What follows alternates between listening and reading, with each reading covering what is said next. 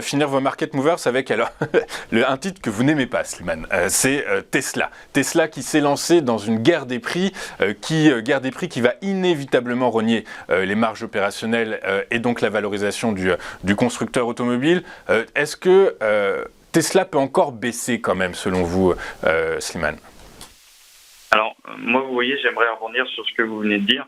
Ce qui me pose problème, c'est lorsque on parle de guerre de prix pour une société qui, de base, était orientée sur un segment quand même assez haut de gamme. Pour moi, ça ne fait pas sens.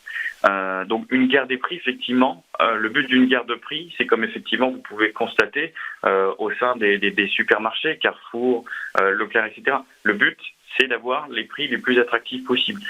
Aujourd'hui, Tesla, ce n'a pas du tout été son objectif, mais elle a été contrainte. Contrainte pourquoi? Parce qu'effectivement, on a l'arrivée de la concurrence qui commence à peser. Donc effectivement, le constructeur Bayand Automotive, qui effectivement est en plein essor en Chine et qui vient de dépasser Tesla en termes de vente. Et même récemment, ils ont dépassé Volkswagen en termes de vente. Leur principale caractéristique, c'est qu'effectivement, ils produisent moins cher sur de très grandes séries et ils visent un marché qui, pour l'heure, est assez inexploité, à savoir l'entrée de gamme. Donc, Tesla, aujourd'hui, est contrainte de baisser ses prix, ce qui pèse bien évidemment sur les marges opérationnelles, sur les bénéfices, entre autres, et ce qui pourrait continuer, à mon sens, à peser sur le titre, malgré la remontée qu'on a observée depuis début 2023, mais qui n'est, à mon sens, rien d'autre qu'une simple spéculation. Donc c'est pour cela que j'ai décidé de mettre à profit la zone des $275 avec une position qui, je le précise, est assez faible, 1,5% du portefeuille. Donc c'est assez faible.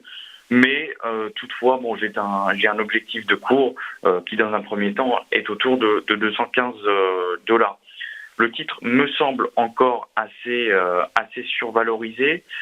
Bon, toutefois, ce qui m'intéresse, c'est que sur le dossier Tesla, on a donc 25% de cash. Je regarde beaucoup en ce moment les sociétés qui détiennent du cash, dans le sens où ces sociétés vont pouvoir tirer profit de ce cash dans un environnement où les taux sont assez élevés. Ce cash peut être rémunérateur. Je prends l'exemple aussi d'une société en France qu'on surveille, Neuron. Donc ça, c'est quand même des choses qui sont assez intéressantes. Tout n'est pas à jeter sur Tesla, bien évidemment, mais cela, effectivement, risque de continuer à pénaliser le dossier.